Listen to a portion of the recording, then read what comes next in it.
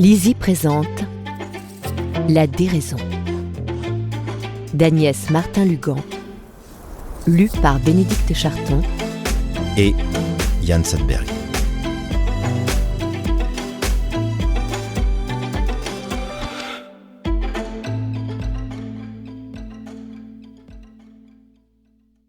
À vous trois, mon souffle.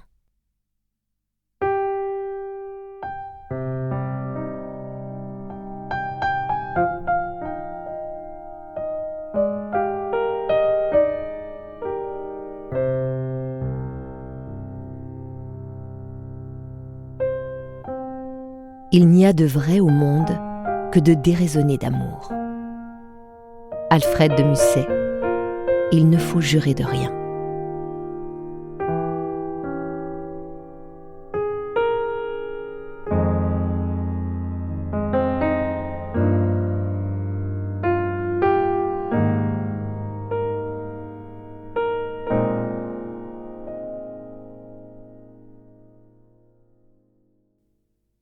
Chapitre 1. Quelque part. Le vent soufflait. La marée était haute. La houle comblait mes espérances. Les vagues frappaient la falaise dans un fracas continu. Elles martelaient si fort la roche qu'elle repartait au large et entrait en collision avec les suivantes, créant des gerbes d'écume bouillonnantes, fascinant, apaisant. Ce déchaînement des éléments m'attirait inexorablement. Je pouvais sauter, disparaître à jamais.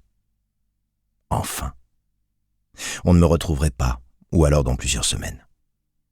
Sur quelle plage mon corps serait-il charrié ? Peu importe.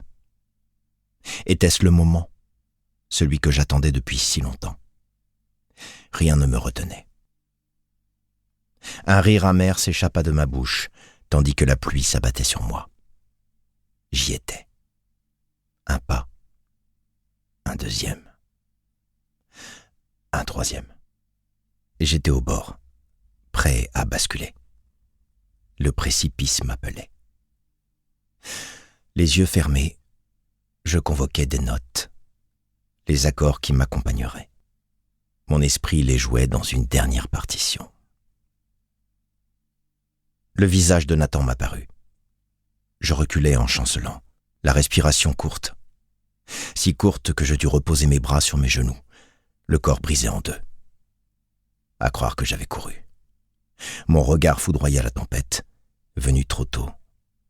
Je hurlais sur elle. Elle me narguait. Tenir encore, pour lui. Nathan était le seul être sur cette terre que je devais protéger. En titubant, je regagnai la maison. Cette maison comme une tanière, comme un piège. Armé de ma bouteille et de mes cachetons, je sus que la nuit ne serait pas si décevante.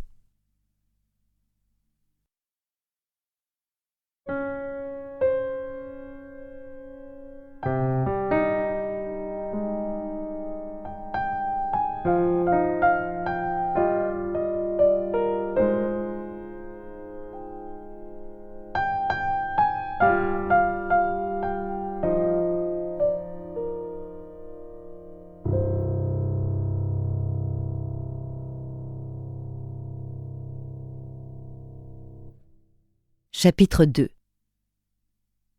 Autre part. Une belle soirée s'annonçait. Une soirée de vendredi comme je les aimais. Une soirée improvisée.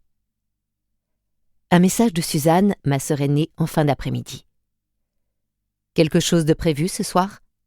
Ma réponse : à ton avis ? Elle : bon ou mauvais jour ? Moi : pas mauvais. Elle : chez toi ? Je préviens Anita ? Moi encore, avec plaisir. Anita, la sœur du milieu, quelques minutes plus tard. Vasco est là ?